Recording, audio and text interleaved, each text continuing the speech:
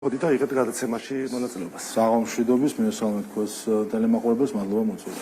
ბატონო შალვა, ეუთო ოდირის შუალედური დასკვნა უკვე მოისმინა საზოგადოებამ. პრინციპში წერია იქ, რომ ყველაფერი ნორმალურად მიდის, თუ არ ჩავთვლით იმას, რომ პოლარიზებული გარემო ისედაც არის და ეს ახალი ამბავი არ არის, ხო, ჩვენთვის. მაგრამ მათგან განსხვავებით კრიტიკულად განწყობილი მედია, საქართველოს პრეზიდენტი, სხვადასხვა არასამთავრობო ორგანიზაცია სულ სხვა შეფასებას აკეთებს. პრინციპში დღეს თქვენ ამაზე ისაუბრებთ. მათ შორის საქართველოს პრეზიდენტმა სოციალურ ქსელშიც კი დაწერა, რომ აი მშობლებზე ხდება სკოლის მოსწავლეებზე პირადი ინფორმაციის გამოძალვა ასე შემდეგ და ასე შემდეგ. თქვენ როგორ უყურებთ აი ამ პროცესს, რაც გაიარა უკვე ქვეყანამ, პრაქტიკულად მისულები ვართ ხო არ შეიძლება. ფაქტობრივად ეუთო ოდირის შუალედურმა ანგარიშმა დაადასტურა ის, რასაც საზოგადოება ისაც ხედავს. არამხოლოდ საზოგადოება, ჩვენი აქტივისტებიც, ჩვენ მოსახლეობა როცა ხვდებით და პარტიის შიგნითაც ყველა ამას აღნიშნავს და ოპოზიციიდანაც ვატყობ მე რომ ამაზე საუბრობენ, რომ არის უჩვეულოდ მშვიდი გარემო, არის ყველას აქვს შესაძლებლობა რომ ჩაატაროს საარჩევნო კამპანია, არის ძალადობისგან თავისუფალი გარემო, თუ კი არის რამე არის ცალკეული იზოლირებული ექსცესები და ზუსტად ამას ამბობს ეუთო ოდირი საკუთარ შუალედურ ანგარიშში. და ჩვენ ვნახეთ რომ როგორც კი ეს ანგარიში გამოვიდა და გარკვეული იმედგაცრუება იყო ეს ოპოზიციისთვის, რომელიც არეულობისთვის ემზადება სინამდვილეში, მეორე დღიდანვე დაიწყო მასირებული საინფორმაციო შტურმი იმისთვის, რომ შექმნან რაღაც საინფორმაციო ხმაური იმ აღქმებისთვის, რომელიც უნდა თუ ჩამოუყალიბონ საერთაშორისო დამკვირვებლებს. მეორე დღესვე ტევე პირველის ეთერში, ხაზარაძის კუთვნილ ტელევიზიაში გავიდა სიუჟეტი თითქოს პირადობის მოწმობებთან თუ პირადი ინფორმაციის შეგროვებასთან დაკავშირებით, ამას მოყვა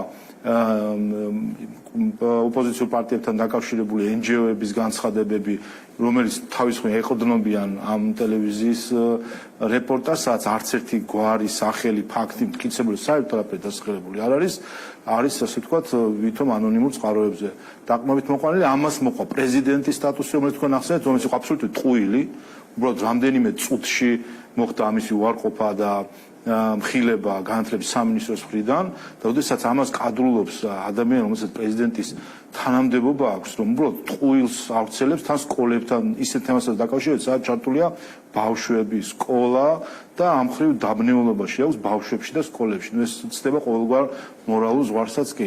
ამიტომ ჩვენ ხედავთ არის მცდელობა რაიმენაირად შექმნან რაღაც მუქი ფერების დახატონ გარემო იმისთვის, რომ იქნებ რაიმენაირად აღინიშნოს ეს ანგარიშებში. და ამიტომაც მიუძღვენ მე დღეს სპეციალურად ამ თემას ბრიფინგი და ჩვენ ამ დღეებში გვექნება ძალიან სწრაფი რეაგირება ყოველ ასეთ ცდელობაზე ყალბი ნარატივის განკვეთებაში. ეს სხვათა შორის უწყებად შორის კომისიის სხდომა იყო. ეს კომისია პრინციპში ხო იმისთვისაა შექმნილი, თუ სადმე რაიმე დარღვევა რომ განსასწრაფოდ გამოსწორდეს და პრეზიდენტის განცხადება იყო ხო მანამდე, რომ პრეზიდენტის სასახლეში საარჩევნო თუ ამ შტაბი ხდება თუ იქიდან დააკვირდებიან, იქ არ მივიდა პრეზიდენტის ადმინისტრაციიდან არც ერთი წარმომადგენელი. თქვენ როგორ ფიქრობთ, მიუხედავად იმისა, რომ ეუთო ოდირის აი ამ შუალედური დასკვნა ქვეყნისთვის არის ძალიან კარგი, ის მოწესრიგების არა, თავარია ქვეყანას უნდა ჩატარდეს ხო ეს არჩევნები ნორმალურად. აი ასეთი ამბები უნდა შევიდეს, აი ამ დასკვნაში ეს არის პირდაპირ დარღვევა პრეზიდენტის ასეთი ქმედება. თავისთავად პრეზიდენტი გასულია სრულად, როგორც კონსტიტუციიდან, ისე საარჩევნო სამართლის მოთხოვნებიდან, ის ჩვეულებრივად ჩართული არის საარჩევნო კამპანიაში, ქართული ოცნების წინააღმდეგ და მე მგონი ამას ყველა ხედავს და თვითონაც არ მალავს. ის ასევე ჩართული არის პრემიერობის კანდიდატის შერჩევაში, უпростоრედ ამბობს, რომ მას უნდა ჰქონდეს მოაწერინა ხელი პარტიებს, რომ მას უნდა ჰქონდეს უფლება დაასახელოს კანდიდატი, რაც ანტიკონსტიტუციური არის. ის ამ თავისი ფურცლი დადის საზღვარგარეთ და ჩვენ შიდა პოლიტიკურ მოწყობას ათანხმებს უცხო ქვეყნის პოლიტიკურ ლიდერებთან, რაც არის ჩვენი სუვერენიტეტის დარღვევა და ესეც კონსტიტუციის დარღვევაა პრეზიდენტის მხრიდან. ანუ აბსოლუტურად გასული არის ყველანაირი ჩარჩოდან, თუმცა ადგილობრივი დამკვირვებლების ანგარიში ეს არსად არ მოხდარა, ისევე როგორც ქართული ოცნების წინააღმდეგ არსებული დარღვევები, ამას ყველაფერს თვალს ხუჭავენ, სამაგიეროდ ტყუილი არის ხოლმე ჩაწერილი შინ და ეს პირდაპირ მანიშნებელია იმის და ნელ-ნელა უკვე წმუნდებით, რომ დაგეგმილი არის 2020 წლის სცენარის გამეორება უფრო უხეში და მძიმე ფორმებით. ჩვენ ხედავთ პირდაპირ, რომ ადგილობრივი არასამთავრობო ორგანიზაციების ეს ნაწილი, რომელსაც აქვს მათ შორის აღიარებულად ანტიკორუფციული ბიუროს მხრიდან და სასამართლოს მიერ დადასტურებული აქვს საარჩევნო მიზნები საერთაშორისო გამჭვირვალობას და ზოგიერთ სხვა ორგანიზაციას დადასტურებულად მტკიცებულებით ისინი ემზადებიან რომ დადონ ყალბი ანგარიშები იმისთვის რომ მისცენ საბაბი შემდეგ მღელვარებას ოპოზიციის მხრიდან 2020-ის სცენარის გამეორება არის დაგეგმილი. ტექნიკურ თავრობაზე ოდნავ მოგვიანებით გკითხავთ, მანამდე აი ამ უსაფრთხოებასთან დაკავშირებით საუბრობდით და დღეს სხვათა შორის სუსის განცხადება იყო, რომ მზადდება ფალსიფიცირებული ჩანაწერების გავრცელება, რომელიც ხელოვნური ინტელექტით იქნება ეს გამოყენებული, ასე შემდეგ და ასე შემდეგ. თქვენ როგორც პარლამენტის თავმჯდომარე ცხადია უსაფრთხოებასთან დაკავშირებით უფრო მეტ ინფორმაციას ფლობთ. ანუ და საუბრობდით, რომ 2020 წლის სცენარი შეიძლება განვითარდეს.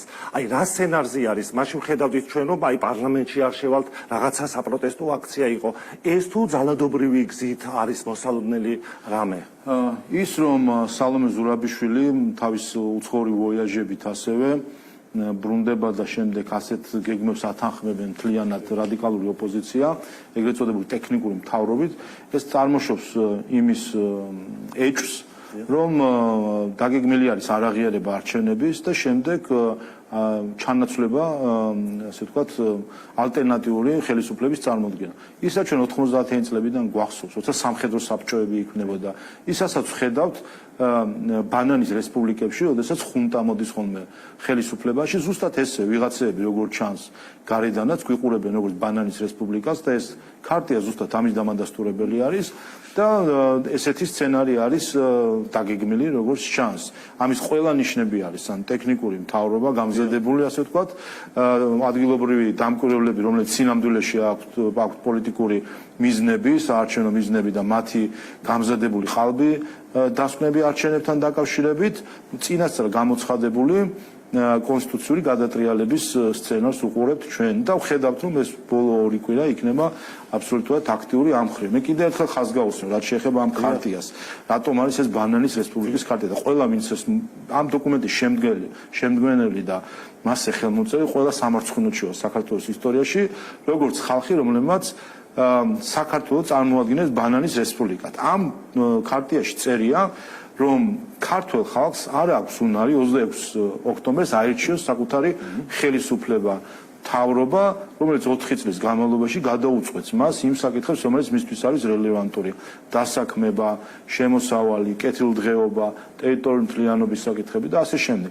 ამ ქარტიაში წერია, რომ ქართული ხალხს არ ყოფნის ინტელექტი, რომ აირჩიოს თავისი ხელისუფლება, ამიტომ ქართულ ხალხმა უბრალოდ თავარია მივიდეს და ეჭესგაში რაღაცნაირად მიიღოს მონაწილეობა, შემდეგ ქალბატონი სალომეს ხელით სადღაც გარეთ შეთანხმებული კანდიდატები, რომლებიც თან პოლიტიკის ნაწილი არ უნდა იყვნენ და ვიღაც ტექნიკური ხალხი, თუმცა ამასობაში გილაური გამოჩნდა სააკაშვილის ყოფილი პრემიერ-მინისტრი. ამით უნდა დაკომპლექტდეს რაღაც დროებითი მთავრობა, რაღაც საბჭო სამხედრო, რომელიც ხალხის საკითხებზე კი არ იზრუნებს. კი არ იზრუნებს იმაზე, რომ უმუშევრობა, კეთილდღეობა, ასე შემდეგ, რაც ყოფილი საკითხები, რაც ხალხს აინტერესებს, არამედ რაღაც თეორიულ რაღაც ზე იდეალურ რაღაც საკითხებით უნდა დაკავდეს.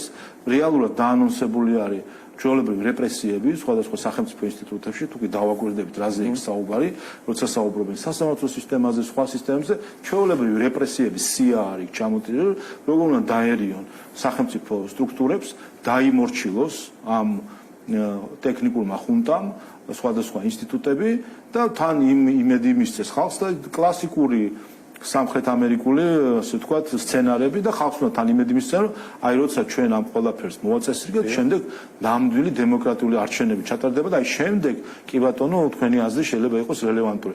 ანუ აბსოლუტურად გამოცხადებული ვიყავართ სალომე ზურაბიშვილის და ამ ოპოზიციის პირით, რომელიღაც ძალებს გამოცხადებული ვიყავართ ბანანის რესპუბლიკის მოქალაქეებად, რომლებსაც არ შეგვიძლია ჩვენ მთავრობა ავირჩიოთ. ბატონ შალვა, თქვენ კი ამბობთ და არის ხო იგივე გურბის კვლევა, მე ქართული ოცნებიდან ითქვა კიდევაც, რომ ამას სხვადასხვა გზებითაც ვამოწმებთ, რეალურად რა მხარდაჭერა აქვს, რომ მართლ გუნდს, მაგრამ დაშვება რომ მივცეთ იმას, რომ თქვათ აი ოპოზიციამ იყო ქართულ ოცნებაზე მეტი ხმა. როგორ ფიქრობთ, აი რეპრესიებზე საუბრობთ, რეპრესიების იქით, რამდენად აი ეს 4 პარტია ხო, რომელსაც თქვა პრეტენზია აქვს, რომ ხელისუფლებაში მოვიდეს. რა სურათი შეიძლება დადგეს აი ქვეყანაში მოსვლის შემდეგ? თქვენ როგორ უყურებთ? მე მგონი გაცხადებული აქვს საერთო ჯამში რა არის მათი დაპირება, ჩვენ ამას ხედავთ. მათი დაპირება არის ის, რომ დააწესებენ სანქციებს რუსეთს და ეს თქვენს როგორც თავის პროგრამით ლელო პირდაპირ ამბობს, რომ აპირებს რომ ეკონომიკა ჩამოშალოს, ხალხი რომელმაც ვერაფერი ვერ გააკეთა თავის ცხოვრებაში, ანაკლია ნახეთ სადამდე მიიყვანეს საბოლოო ჯამში, რომ ბოლოს ბიუჯეტისგან გარანტირებულ მოგებებს ითხოვდნენ ადამიანები, რომლებიც ამტკიცებენ, რომ ქვეყანა უნდა აყვავონ. პირდაპირ პროგრამაში უწერიათ, რომ სანქციებს დაუწესებენ რუსეთს, ლელოს. ნაციონალურ მოძრაობამ თქვა პირდაპირ, რომ ევროპარლამენტის ბოლო რეზოლუცია, სადაც პირველად დაფიქსირდა, გამჟღავნდა ის, რასაც 2 წელი ჩვენგან ითხოვდნენ დახურულ კარს მიღმა, რომ დაუწესოთ სანქციები რუსეთს, თქვა, რომ კი დაუწესებენ სანქციებს რუსეთს. შესაბამისად, ეს არის პირდაპირი ბილეთი ომში. უნდათ რომ ასე ვთქვათ, უცხისი ჩაგვაბარონ ომში შესასვლელად ამ პარტიებს. ეს ერთი. მეორე რეპრესიები ჩანს პირდაპირ ამ ქარტიაში, რომ დაგეგმილი არის რეპრესიები სხვადასხვა უწყებებში. ასე რომ ეს არის საერთო რაც არის გეგმა. რაც შეეხება მათ შორის შეთანხმებას, მათ არავინ არაფერს არ ეკითხება. როგორც არავინ არაფერი არ ეკითხა და როგორც უთხრეს, ისე დაალაგდნენ და ჩვენებად ხელი მოაწერინეს ყველაფერზე. და ამ ქარტიას გულისხმობ და თავისი ხელით ამ პოლიტიკოსებს ქართველებისთვის საქართველოსთვის ბანანის რესპუბლიკა დააძახებინეს მათ ვინც ეს შეადგინა და შემდეგ საზღვარგარეთ იარა ქალბატონმა სალომემ და ვნახეთ რომ ეს დოკუმენტი გარეთ დატრიალებული დოკუმენტია ასე ვთქვათ. ეს რასაც ეთქვია საბოლოო ჯამში ეს გაკეთდება და ხედავთ რომ მათი გეგმა ხომ ეს არის რომ ღიათაც ამას ამბობენ, რომ არა ხალხის დაკვეთის შესრულება ან ხალხის ნების მოსმენა, არამედ თავარი არის ასიამოვნონ გარეთ პოლიტიკურ ჯგუფებს და ძალებს შეაქონმათ, თქვენ კი ბატონო, კარგია, აბატონო თქვენ ეხლა ცოტა მოლაპარაკება, აბატონო თქვენ ცოტა ეხლა გრანტი და ცოტა სხვა დახმარება. აი ამაზე აქვს დაწყობილი. სხვათა შორის წინა გადაცემაში საქართველოს პრემიერ-მინისტრსაც დაუსვეს შეკითხვა და თქვენც მინდა გითხოთ. აი როცა ამბობთ, რომ უცხო ძალებისგან იღებენ დირექტივებს, მათ შორის საქართველოს მოქმედი პრეზიდენტი, პრემიერსაც ვკითხე და თქვენც მინდა თქვენი პასუხიც მოვისმინო. რა სარგებელი აქვს აი სალომე ზურაბიშვილს, როცა ესაც ასრულებს თქვათ უცხო დაკვეთებს. ამაში პრემიერმა თქვა, რომ სარგებელი აქვს, მაგრამ არ გულისხმობა მაინც ფინანსურ სარგებელსო. თქვენ როგორ რას ფიქრობთ ბატონ შალვა? ჩვენი ისტორია სავსე არის მაგალითებით, როდესაც სხვადასხვა უცხო ქვეყნის წარმომადგენლებს ეკვრებოდა ქართველი და ყოველთვის გვიკვირდა, როცა ამ ისტორიას ვკითხულობდით, რატომ კი, მაგრამ რა თუ ღირდა საკუთარ მამას წირავდა შვილი და ასე შემდეგ. რატომაც ხდება, რატომ არის ღალატი საერთოდ რანაირად რატომ მიდის ადამიანი ღალატზე, ეს ცალკე საკითხია, ასე ვთქვათ, მაგრამ ფაქტი ფაქტად რჩება. ქალბატონმა სალომემ ისაც ცხადათაც ვნახეთ, ხომ? ისაც კულისებში ხდება ეს ერთი თემა, მაგრამ ცხადად რაც ვნახეთ, ის ბოლო პერიოდში იმყოფებოდა ქვეყნის გარეთ, აქაც კონსტიტუციის დარღვევით და მან მოგვახსენა ამ ვოიაჟის შემდეგ, რომ შეუთანხმა უცხო ქვეყნის პოლიტიკურ ლიდერებს როგორი მოწყობა უნდა ქონდეს საქართველოში. ხაზი გადაუსვა ჩვენ 33 წლიან დამოუკიდებლობას, ჩვენ ბრძოლას დამოუკიდებლობისთვის და ამ ყველაფერს და ამბობს თურმე სხვა უნდა გადაგვიწყვიტოს, ჩვენ ტექნიკური მთავრობა უნდა ქონდეს თუ არა, რიგარეში არჩევნები უნდა ქონდეს თუ არა. თუ ნახეთ სალომე ზურაბიშვილმა საკუთარ განცხადებაში გერმანიის პრეზიდენტთან შეხვედრის შემდეგ თქვა, რომ ეს ქარტია მიესალმაო და მოიწონა გერმანიის პრეზიდენტმა. გერმანიის პრეზიდენტის განცხადებაში ამაზე საუბარი არაფერი არ იყო და მე ვნახეთ ჩვენ რომ მედიამ კითხვა დაუსვა გერმანიის ელჩს, რომელიც გაექცა ამ კითხვაზე პასუხს. ვინაიდან რა თქმა უნდა ქალბატონ სალომე ამას ვერაცნობიერებს რა დაწერა საერთო ჯამში, რომ ჩვენი სუვერენიტეტი სხვას გადააბარა ამით და სხვას შეუთანხმა ჩვენთან როგორ უნდა ჩამოყალიბდეს მთავრობა. და აქ როგორც ჩანს გერმანიის მხარე ხვდება ძალიან კარგად რომ ასეთ თემებზე საჯაროდ საუბარი ისეთ საუბარი არ შეიძლება და საჯაროდ ამის გამოტანა საერთოდ ეს ნიშნავს რომ ხაზს უსვავენ იმას რისთვისაც უკრაინა იბრძვის რისთვისაც საქართველო იბრძვის რატომ იყო ეს ომები და რატომ იდის ეს ომები და რატომ დგას დღეს რატომ განცხადებულად რა აქვს დასავლურ სამყაროს განცხადებული რომ გვერდში უდგას უკრაინას ეს მანტრასავით გაზრდებს მთლიანად წესებზე დამყარებული საერთაშორისო წესრიგი, რომელიც კითხვის ნიშნის ქვეშ დააყენა რუსეთმა უკრაინაზე თავდასხმით. და ზუსტად ამ წესებზე დამყარებულ საერთაშორისო წესრიგს აყენებს კითხვის ნიშნის ქვეშ ყველა ის ქვეყანა, რომელიც ერევა საქართველოს შიდა პოლიტიკურ მოწყობაში და რომელიც ითანხმებს ქალბატონი სალომესგან რიგალიში არჩევნები მარტში ჩატარდეს თუ სექტემბერში, ტექნიკურ მთავრობაში პოლიტიკოსები იყვნენ თუ არაპოლიტიკოსები და ასეთ საკითხებზე არის საუბარი უცხო ქვეყნის პოლიტიკოსებისგან ქართულ პოლიტიკაზე. ეს პირდაპირ ეწინააღმდეგება იმ ღირებულებებს, რაზეც საერთოდ რაც მინიმალური სტანდარტი არის საერთაშორისო წესრიგის. ახლა მინდა გითხოთ ელჩებთან დაკავშირებით, რომლებიცაც თქვენგანაც ისმის ხოლმე მათი მიმართ კრიტიკული განცხადებები, რომ ეს არის საშინაო საქმეებში ჩარევა და ერთ-ერთი სატელევიზიო არხზე იყო თია წულუკიანი, რომ აი ასეთი რამეო მან განაცხადა, რომ ჩვენმა ელჩმა სადმე რომ გააკეთოსო, ძალიან ცუდად დამთავრდებაო. თქვენც გაქვთ ხო იმის რესურსი, რომ შესაბამისი რეაგირება მოახდინოთ, მინიმუმ საპროტესტო ნოტა გადასცეთ და არის სხვადასხვა მექანიზმები. ერიდებით ამის გაკეთებას ბატონ შობა? ახლა რა თქმა უნდა საერთაშორისო ურთიერთობებში რაც არ უნდა თანასწორები ვიყოთ, იქ სხვადასხვა წონები არსებობს და რა თქმა უნდა ამას ყველაფერს ანგარიშს უწევს ყველა ქვეყანა ერთმანეთთან ურთიერთობაში, თუმცა არის გარკვეული ზღვარი და მე ვიზიარებ აბსოლუტურად იმას, რაც ქალბატონმა თეამ ბრძანა და ასეთი ფაქტების მოწმე მეც ვარ. ჩემი პირველი გაკვირვება პოლიტიკაში როცა შემოვედი 4 წლის წინ იყო სწორედ ის, როდესაც ვნახე თუ რა სიღრმით არიან ჩართულები, უცხოელი აქტორები ქვეყნის საკანონმდებლო პროცესში მაგალითად. კანონი ვერ მიგიღია ადამიანს, რომ იქ არ დაგიკაკონონ კარებზე და არ იკითხონ, რომ ხო, რომ აბა ამას რატო იღებთ, იმას რატომ იღებთ, ეს რატომ ასე და ის რატომ ისე. ეს არის აბსოლუტურად ანომალიური მდგომარეობა, როდესაც უცხოელ აქტორებთან განსაკუთრებით ბოლო 2-3 წლის განმავლობაში არა თუ საუბარი იმაზე მიდის ქვეყნებს შორის ურთიერთობები როგორ გავაღრმავოთ, რა გავაკეთოთ, არამედ თავარი ინტერესი ზოგიერთი აქტორის არის ის, ამ კანონის, ამ მუხლის, ამ პუნქტში ასე უნდა ჩაიწეროს თუ ისე უნდა ჩაიწეროს.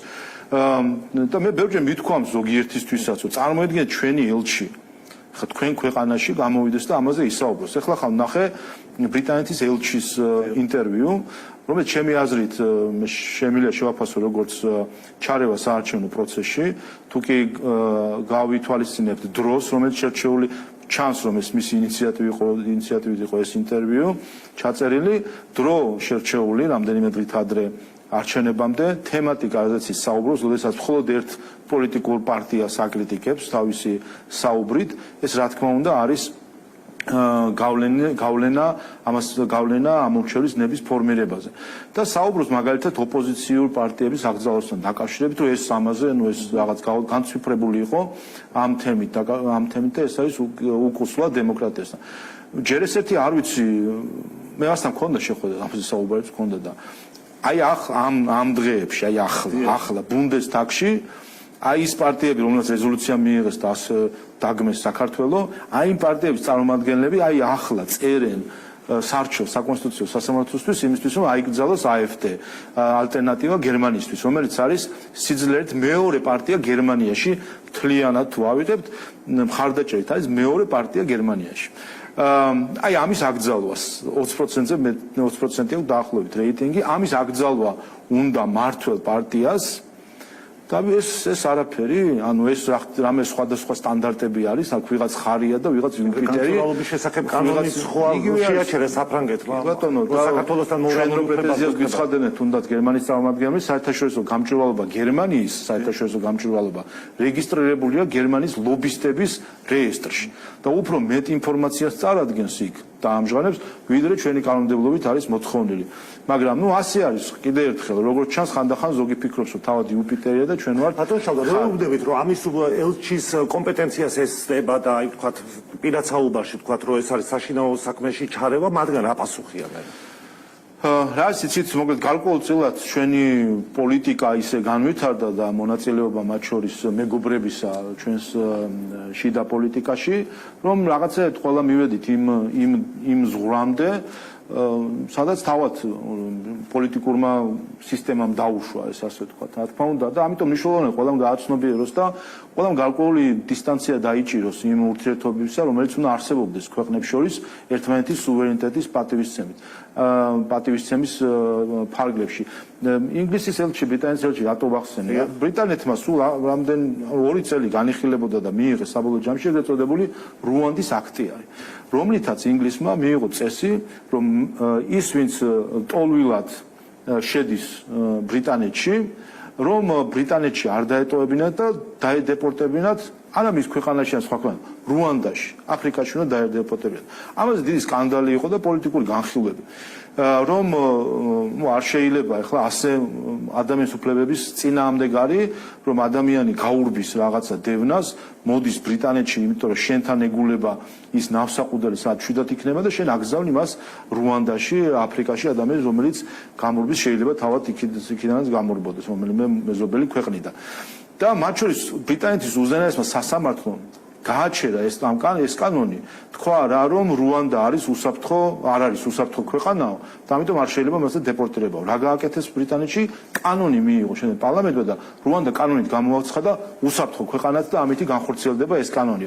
აი ხა ამაზე ესო გაეკეთებინა ქართულ ხელისუფლებას, საქართველოს პარლამენტს, წარმოვიდგენია ბრიტანეთის ელჩი რამდენჯერ მოვიდოდა პარლამენტში და როგორი საუბრები ექნებოდა ამასთან დაკავშირებით სხვადასხვა აქტორთან. და ეხლა წარმოვიდგინეთ საქართველოს ელჩი რომ მივიდეს ბრიტანეთის პარლამენტში და იქ პრეტენზიები განაცხადოს დასაბუთებული, იმიტომ რომ მათ შორის სტრასბურგის სასამართლოს ჰქონდა ამასთან დაკავშირებით თავისი მოსაზრება და პირდაპირ ეწინააღმდეგებოდა საერთაშორისო კონვენციებს და იქ ახლა გამოსული იყო რომ იცით რა რატომ იღებთ ამ კანონს, ან რატომ არ იღებთ იმ კანონს. ის კანონი ახლა შეჩერებულია, მაგრამ ერთი მიზეზი მხოლოდ იმიტომ რომ ხელისუფლება შეიცვალა და ლეიბორისტები მოვიდნენ ბრიტანეთში, თორე ის კანონი ახლა ახსულდებოდა 50,000 ტოლვილი უნდა გაესახლებინათ რუანდაში ამ კანონით. ასე რომ აი ესეთი დამოკიდებულება, რომ თითქოს გიყურებენ რაღაც შეუმდგარ უცოდინარ ინსტიტუციად და საქმე ეხება პარლამენტს, როცა საუბრობთ ჩვენ ამაზე, ეს გარკვეულწილად რა თქმა უნდა არ არის სწორი.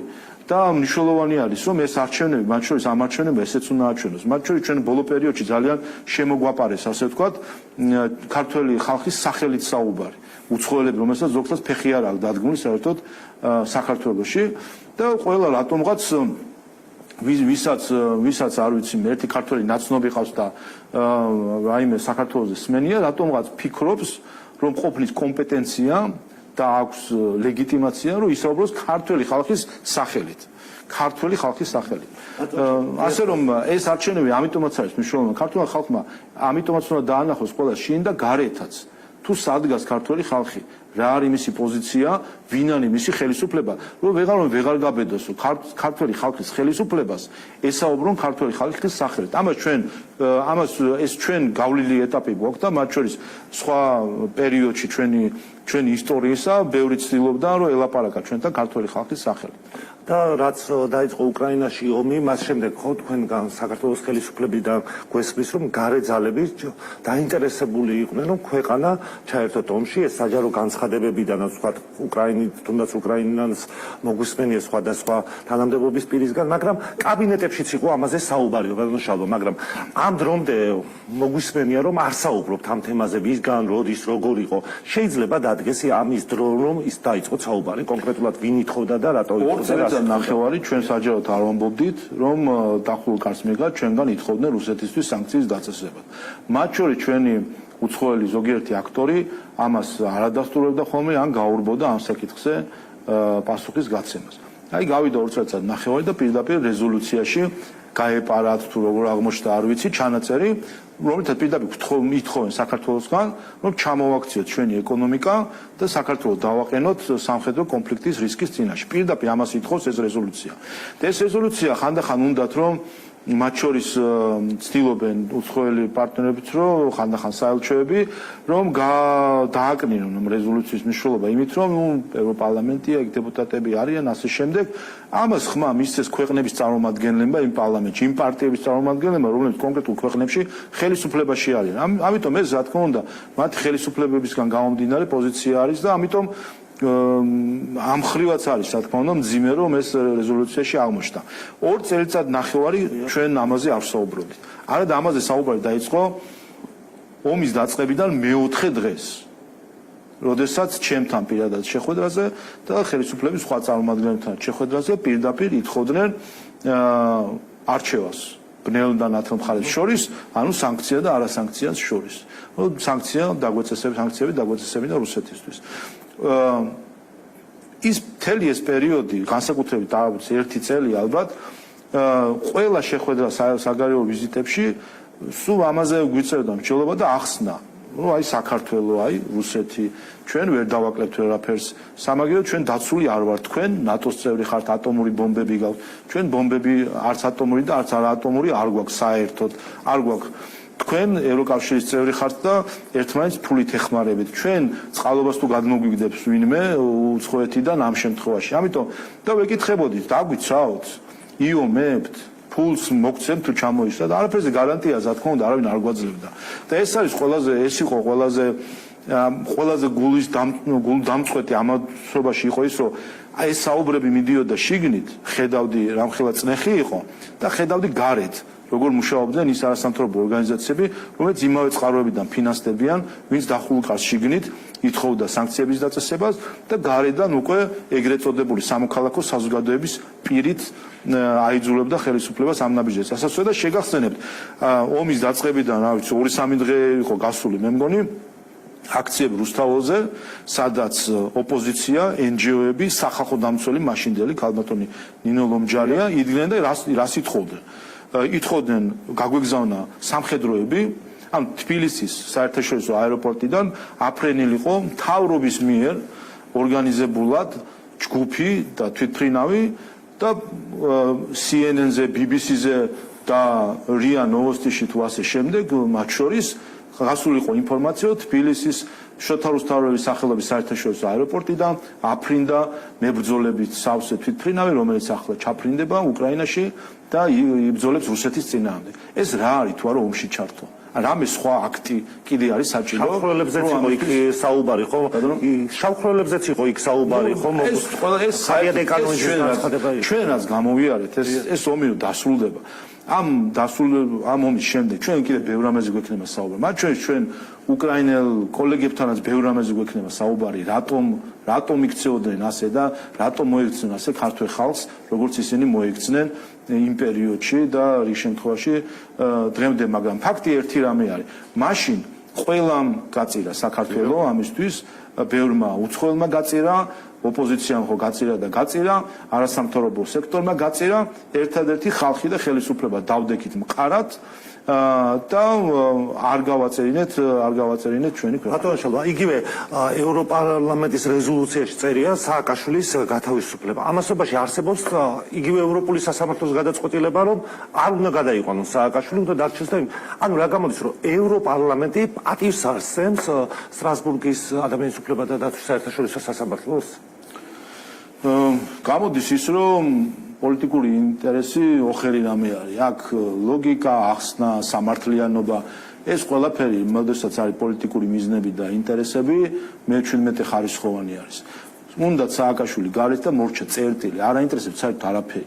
არ აინტერესებს ის, არ აინტერესებს გირგულიანის საქმე. საერთოდ მომიყოლია მილიონჯერ ნული რეაქცია, ნული ემოცია. ისინი ამ საზოგადოების წევრი არ არიან. მათ ეს არ განუცდიათ. არ აინტერესებს გელაშვილის საქმე და მისი ნაცემის საქმე. არ აინტერესებს საერთოდ. სააკაშვილი არის მათი ფარველობის ქვეშ წერტილი, ის უნდა იყოს გარეთ. ამის იქით თუ დანგრეულა მთლიანად საქართველო, ოღონდ სააკაშვილი იყოს გარეთ. სხვა ვერაფრით ეს ვერ აიხსნება. მათ შორის ახლა კიდე ამ თემებზე ბევრი ვლაპარაკობ. ჩვენ გვახსოვს ევროკავშირის ელჩების დემარში იუსტიციის მინისტრთან, ევროკავშირის ელჩის ხელმძღვანელობით, როდესაც აბსოლუტურად ცრუ საფუძვლით განხორციელდა დემარში იუსტიციის მინისტრთან, სადაც მათ შორის ასე თქვათ ამ ქვეტექსტით ესაუბრენ, რომ ეს პრობლემა არის თქვენთვის სააკაშვილის ციხეში და მზად ვართ ამ პრობლემის გადაწყვეტაში ჩვენი როლი შევასრულოთ და დაგეხმაროთ. ანუ მზად ვართ რომ პრობლემა მოგაცილოთ და სადღაც გავიყვანოთ ეს ადამიანი. აი ამას ეს გააკეთა ევროკავშირის 27-მა ქვეყანამ, როდესაც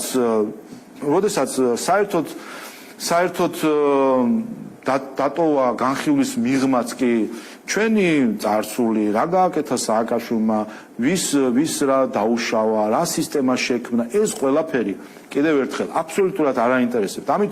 ამიტომ არის ხოლმე ხანდახან ეს ფარისეულობა, როდესაც ხან დამტრეული ქართულით ვიხსნიან სიყვარულს და ხან ქართველ ხალხზე ზრუნვაზე არის საუბარი.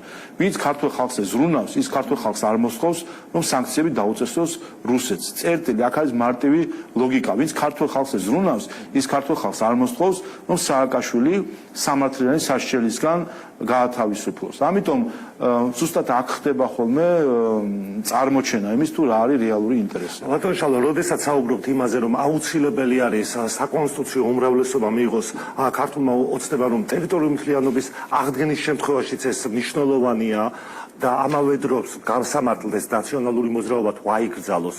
აი მომისმენია კიდევაც თქვათ, იგივე სააკაშვილმა მოიხადა თუ ციხეში არის პრინციპში დაპატიმრებული არის, უпроსტად ვივამეთში არის, გასამართლებული არის მათი პრემიერ-მინისტრი, თავდაცვის მინისტრი ერთი გასამართლა, მეორე ძებნაში არის კეზერაშვილი. აი ვიღა უნდა გასამართლდეს, ანუ უფრო ვრცლად რო გითხრათ რა არის აი ამაში ჩადებული. უპირველეს ყოვლისა, რა თქმა უნდა, სააკაშვილის რეჟიმიდან 40 წამყვანი მაღალი პოლიტიკური თანამდებობის პირი იქნა გასამართლებული და თუ არ ვცდები 150 დაახლოებით მაღალი თანამდებობის პირი. მათ შორის პრეზიდენტი, თავად, პრემიერ-მინისტრი, მინისტრები, თბილისის მერი და ასე შემდეგ მაღალი თანამდებობის პირები და ყველა ვნახეთ მათი დანაშაულები. მაგრამ ამავე დროს ვნახეთ რომ ყველა შემთხვევაში იყო მცდელობა მათი დახსნისა სამართლიანი სასჯელისგან. და ყველა გასამართლდა საერთო ჯამში რისთვის, ხომ? და ბოლოს 2023 წელს სტრასბურგის სასამართლომ პირდაპირ ჩაწერა თავის გადაწყვეტილებაში, რომ საქართველოში შექმნილი იყო ციხეებში ადამიანების წამების სისტემა.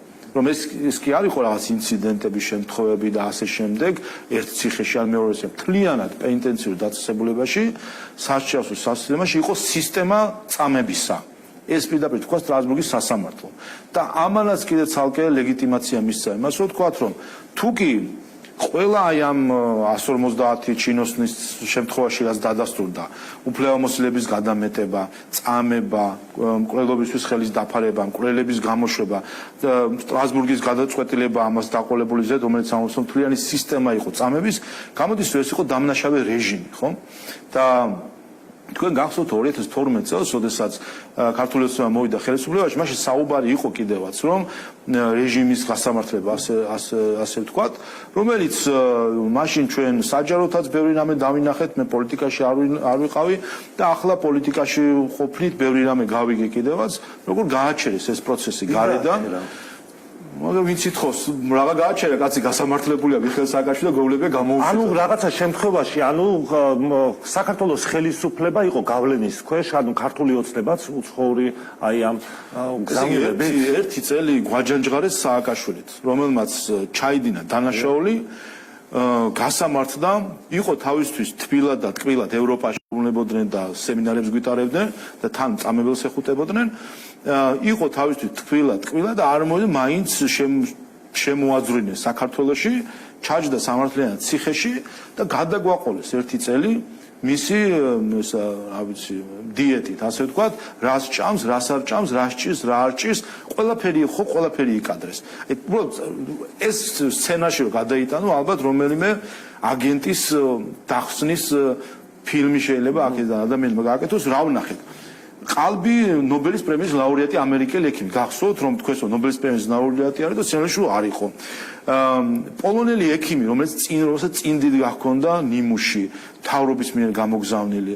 ყალბი დასკვნები სახალხო დამცველს, საქართველოს სახალხო დამცველმა მაშინდელმა შეადგინა ყალბი დასკვნა, მან ოფიციალურად მიმართა სასამართლოს, რომ მიხეილ სააკაშვილის ჯანმრთელობის მდგომარეობა აკმაყოფილებს მისი სასჯელის გადავადების პირობებს. ეს თქვა პირდაპირ სახალხო დამცველმა და სტრასბურგის სასამართლომ ეს დასმა გადაახია თავზე სულ რამდენიმე კვირაში. აი ამ ასეთი კინოს მომსწრეები ვიყავით საქართველოში და რა თქმა უნდა 2012 წელს, როდესაც ხელისუფლება შეიცვალა, მაშინ უფრო ნაკლები შესაძლებლობა ჰქონდა საქართველოს ხელისუფლებას. ახლაც ჩვენ როცა სააკაშვილოს ახლაც ხედავთ, რამდენად რთული არის ამ კედლის გარღვევა და ელემენტარული ჭეშმარიტის დაყოლება იმ ევროპელების, რომლებიც ასე ვთქვათ, ღირებულებებზე გვესაუბრებიან ხოლმე ელემენტარულ ჭეშმარიტებაზე, რომ დანაშაულისთვის ადამიანმა უნდა მოიხადოს სასჯელი და ასე შემდეგ, ხო, ელემენტარულ რაღაცეებზე.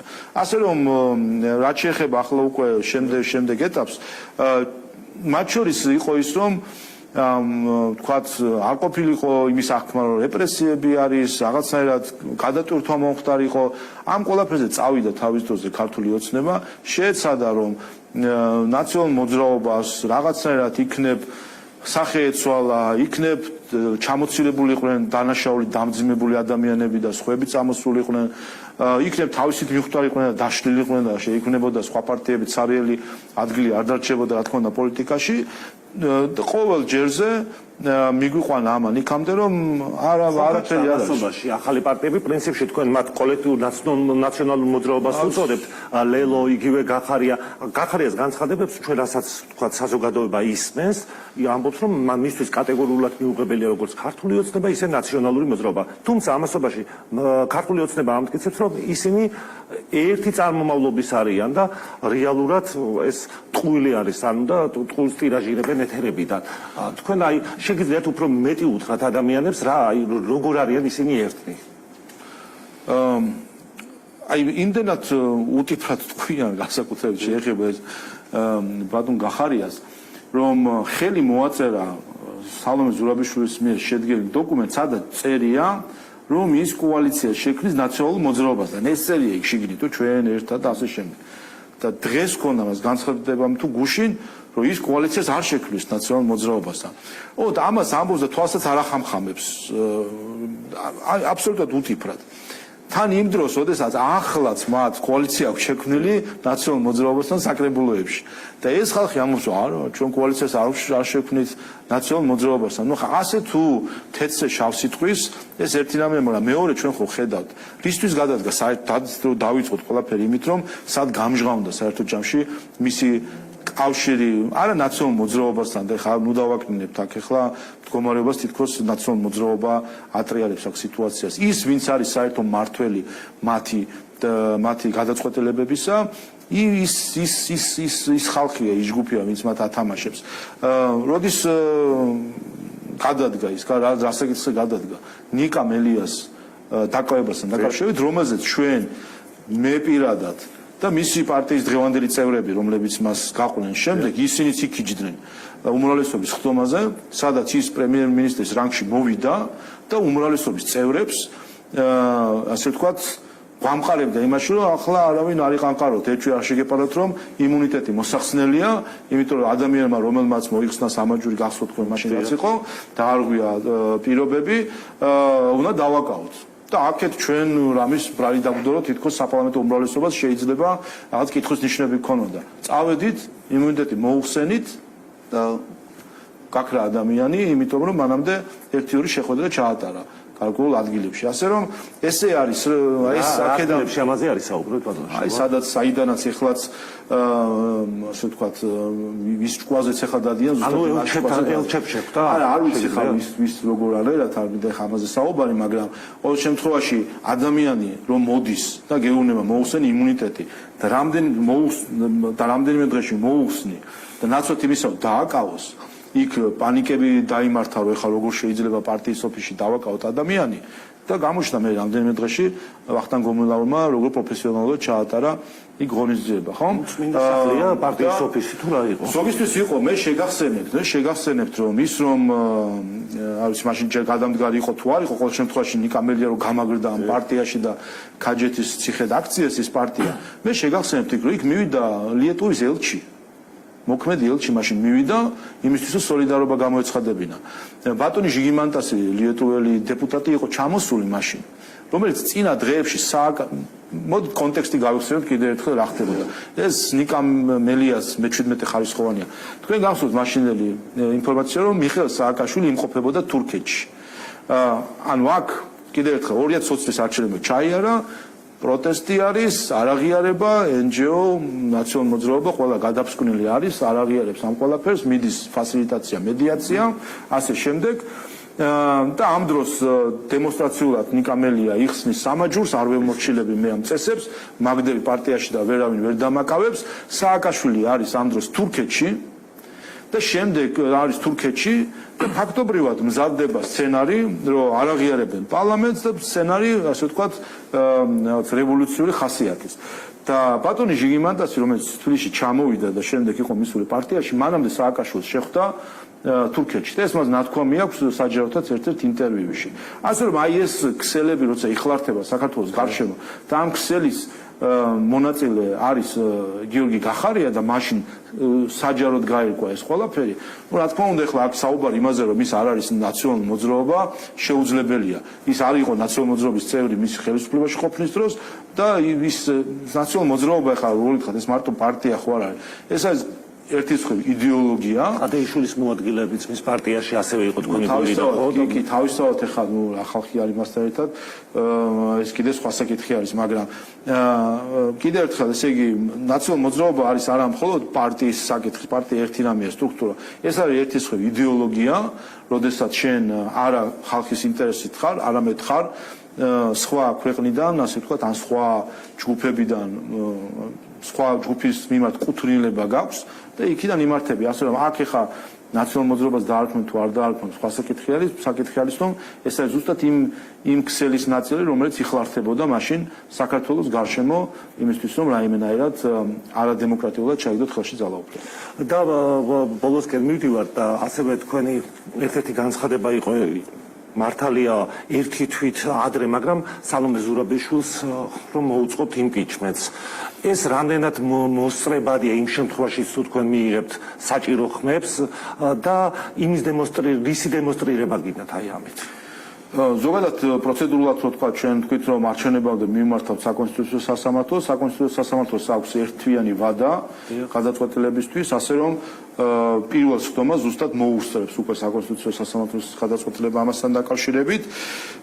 პარლამენტის, ასე რომ ეს იქ ვიცით, რომ საკომიტეტო განხილვები და დიდი განხილვები ზოგადად არ ტარდება ამ საკითხზე, ამიტომ მოსწრებადი აბსოლუტურად არის ფაქტობრივად მეორე სხდომაზევე პარლამენტის.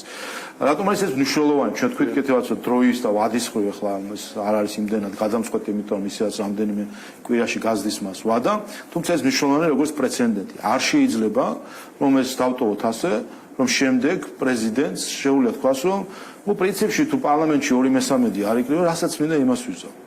ანუ არანაირი მორალური ბარიერი არ მაქვს, იმიტომ რომ 2/3 პარლამენტში არ არის, აქედან გამომდინარე, რასაც მინდა იმას მინდა წავალ და შევხვდები სხვა ქვეყნის პრეზიდენტს და რაღაც ხარტიებს გავაცნობ და რასაც მინდა მოსკოვში ჩავალ და მინდა ბრიუსელში ჩავალ, რასაც მინდა იმას ვიზავ. იმიტომ რომ ეს პრეცედენტის ძალა ეს არის, რომ ერთხელ როცა რაღაცა დაშავდება და დაუჟელი დარჩება, მე სხვასაც შეიძლება თვალი გაექცეს აქეთ. ამიტომ ეს უნდა იყოს მორალური განაჩენი იმისა, რომ ადამიანი, რომელიც არღვევს კონსტიტუციას უხეშად, სისტემატურად და ამასაც ადასტურებს საკონსტიტუციო სასამართლო, არ შეიძლება რომ ეს ადამიანი იყოს ყოფილი პრეზიდენტის სტატუსით, ეს ადამიანი უნდა იყოს გადაყენებული პრეზიდენტის სტატუსით. და ბოლოს შეკითხვა მინდა დაგისვათ, დასაწყისში ვისაუბრეთ, რომ იმაზე მიდის საუბარი, რომ აი ლეგიტიმაცია არ მისცენ გარკვეულმა ძალებმა აი ამ არჩევნებს. იმ შემთხვევაში თუ ბატონო შალვა ჩატარდება ეს არჩევნები, დაფიქსირდა რომ მართლმა გუნდმა მოიგო ეს არჩევნები, როგორ ფიქრობთ, რამდენად შესაძლებელია რომ დასავლეთთან დაალაგდეს მერე ურთიერთობები აი ამ გართულებულ ფონზე? ერთი ამიტომაც ვამბობ, რომ მნიშვნელოვანი არის ქუძზე კაცი მოვიდეს, რომ ამითი ითქვას გადამწყვეტი სიტყვა ქართული ხალხის მხრიდან, ხალხის ხმას და ხალხის ძალას ვერავინ ვერ შეეწინააღმდეგება. ეს არის ფაქტი და მოცემულობა ყოველთვის.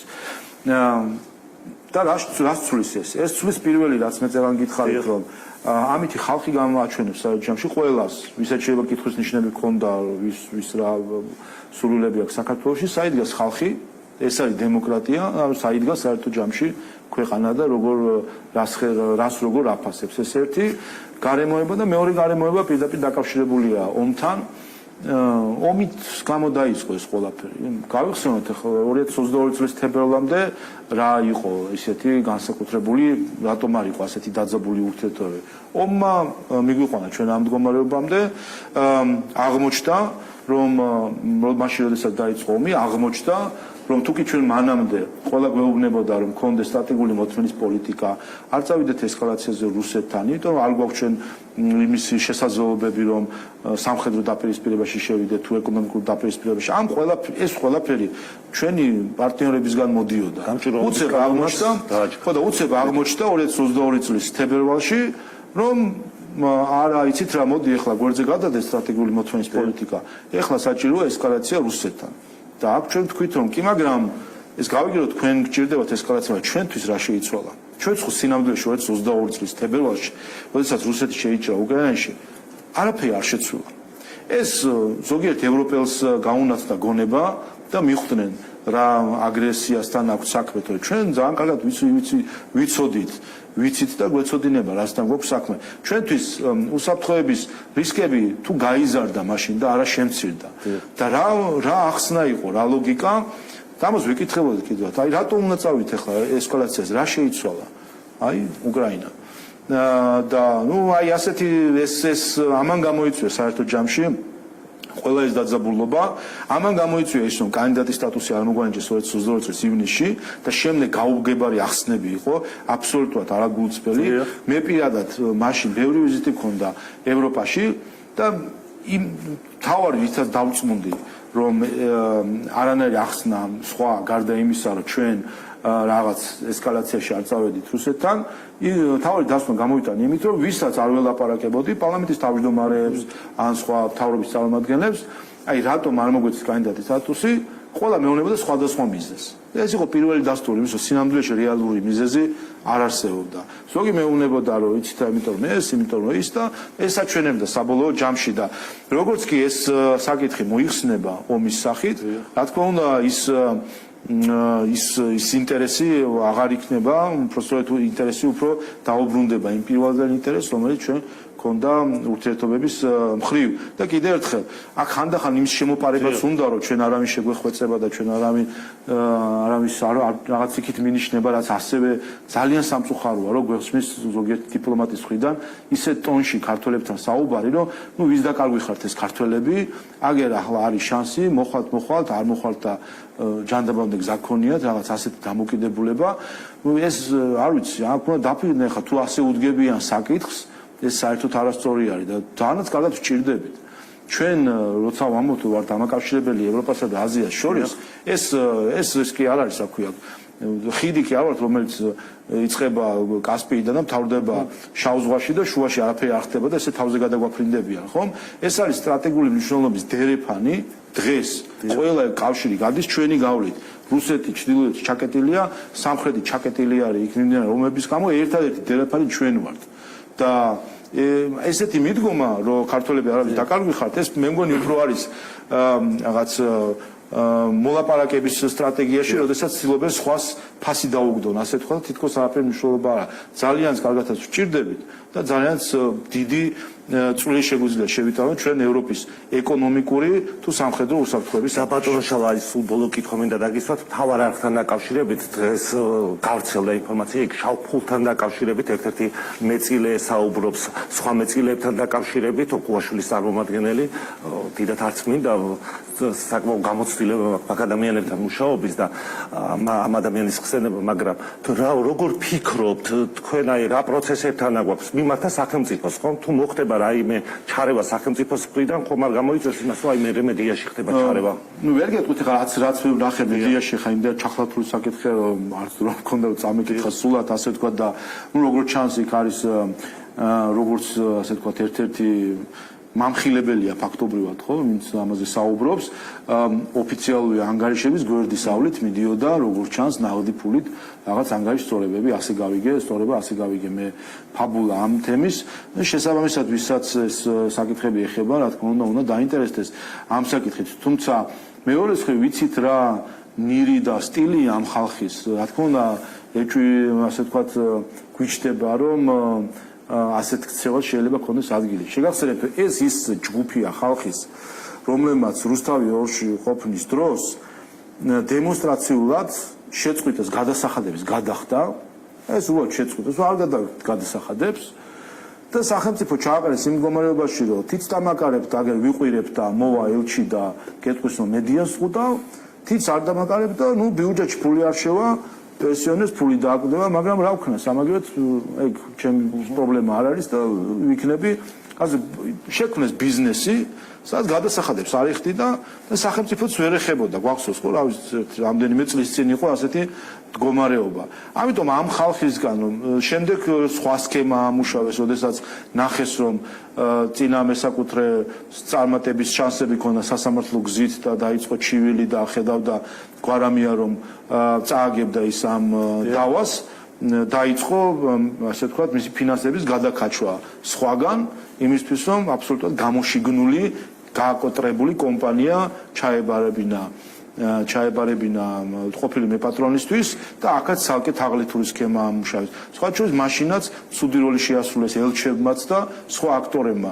გვახსოვს ჩვენ როდესაც უზენაეს სასამართლომ მიიღო გადაწყვეტილება, რომ საბოლოო გადაწყვეტილება ამ საკითხთან დაკავშირებით გვარამიას წინააღმდეგ, პანიკა აწყდა. ამერიკის შეერთებული შტატების საელჩოს ოფიციალური განცხადება ჰქონდა ამ საკითხთან დაკავშირებით, რომ უსამართლო იყო და ასე შემდეგ და მედიის შეზღუდვა და ამ პანიკამ ეს პანიკაც იყო ერთ-ერთი საფუძველი, რატომაც სტრასბურგის სასამართლო მაშინ შეაჩერა უზენაეს სასამართლოს გადაწყვეტილების მოქმედება და თუ არ ვცდები სადღაც 2 წელი, სადაც სტრასბურგის გადაწყვეტილებას გამოიტანა და შეჩერებული იყო ზუსტად ამ 2 წელიწადში გვარამიამ ჩაიდინა ის თაღლითობები, რომელიც შემდეგ დაუმტკიცდა და ფული გამოიტანა, ასე ვთქვათ, ამ მთლიანი კომპანიიდან და გამოშიგნა კომპანია. და ამითი მისცეს მას საშუალება, რომ ასე ვთქვათ, გამოეშიგნა კომპანია ფინანსურად და მიეთვისებინა თანხები და ბოლოს მე გაიგო 2 წელიწადში, რომ თურმე ყველაფერი სწორი ყოფილა, მაგრამ მე არ მახსოვს არც რომელიმე ელჩის ბოდიში, არც რომელიმე NGO-ს ბოდიში, არც მაშინდელი სახალხო დამცველის ბოდიში, რომ შევცდით სინამდვილეში მართალი ყოფილა ის სასამართლო, რომელსაც ამდენი ხანი წლები ვაძაგებდით ამ რუსთავი 2-ის საქმის გამო. და ამ საქმეს მე ყოველთვის მაგალითად მომყავს მათ შორის ჩვენ უცხოელ პარტნიორებთან პირდაპირ ვეუბნები, რომ შეცდით რუსთავი 2-ის საქმეზე, სასამართლოს შეფასებისას, შეცდით გვარამიას საქმეზე, შეცდით მელიას საქმეზე, შეცდით სააკაშვილის საქმეზე. 1, 2 გავიგება, 7-ჯერ რომ შეცდები, ხო უნდა მიხვდი ადამიანი, რომ ცდები რა ამ ყველაფერში და ან ვერ ერკვევი სიტუაციაში შენი თანამშრომლები გაბნევენ ან რაღაც არის, ან მაშინ ახლა უკვე ამდენი შეცდომა ნამდვილად ადამიანს არ მოზის და მაშინ სხვა განზრახვებია ამის უკან. ძალიან დიდი მადლობა ბატონო შალვა, რომ მოხვდით და მიიღეთ გადაცემაში მონაწილეობა. თქვენ საქართველოს პარლამენტის თავმჯდომარეს შალვა